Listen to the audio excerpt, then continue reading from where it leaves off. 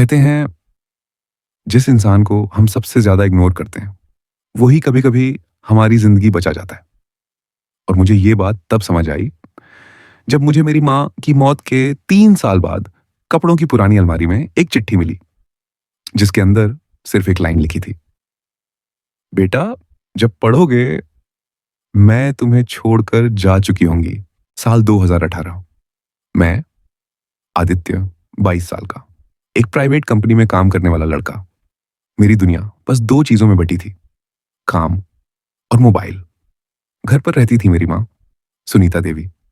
वो मुझे रोज समझाती थी, आदित्य थोड़ा वक्त घर को भी दो, मैं भी हूं यहाँ। पर मैं हमेशा चिढ़कर बोल देता, प्लीज मम्मी, लेक्चर मत दिया करो, मैं बहुत बिजी हूं। और फिर एक दिन वो सच में चुप हो गई, हमेशा के लिए। हार्ट अटैक ने उन्हें झटके में छीन लिया। न कोई आखिरी बात, न कोई विदाई। मैं उनके अंतिम संस्कार में खड़ा था, पर मेरी आंखें सूखी थीं। मैं शॉक में था, या शायद ईगो में, पता नहीं। उनकी मौत के बाद घर वीरान हो गया, पर जिंदगी की फक्त दौड़ मुझे फिर खींच कर ले गई। जॉब, देर रात लौटना, दोस्तों के साथ बाहर रहना, सब कुछ पहले जैसा। बस एक चीज बदल गई थी, घर का सन्नाटा। 3 साल बाद 2021 की सर्दियों में मैं क्लीनिंग के दौरान माँ की अलमारी खोल रहा था।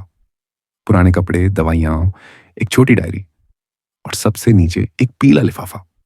पीछे लिखा था, आदित्य के लिए, तब खोलना जब मैं न रहूं। माँ का हैंडराइटिंग देखकर मेरे हाथ कांप गए।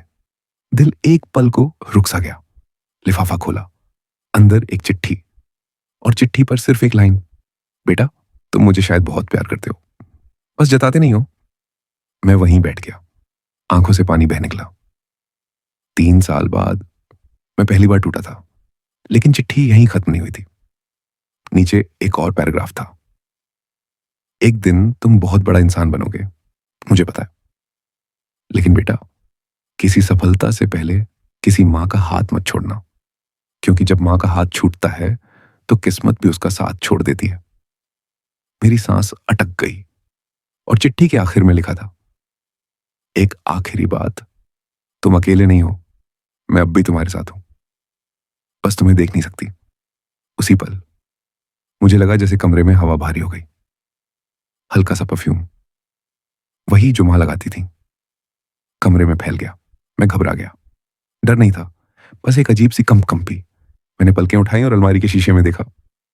मेरे पीछे किसी की धुंधली परछाई खड़ी थी, लंबी, पतली, बिल्कुल वैसी जैसे माँ पूजा करते समय लगती थी।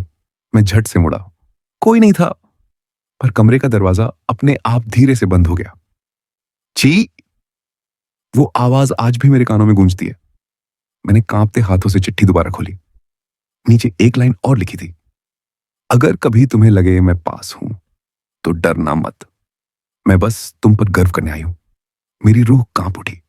मैंने पहली बार जोर से रोना शुरू कर दिया।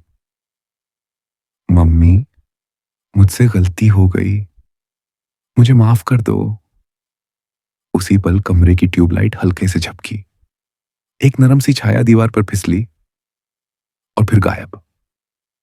मैं समझ गया, ये डर नहीं था, ये प्यार था, वो भी एक मां का। इस दुनिया में हर चीज की कीमत मिल जाती है, पैसे, मकान, नौकरी, शोहरत, सबकी, सिवाय मां के। उन्हें खोने के बाद उनकी कमी पूरी नहीं होती।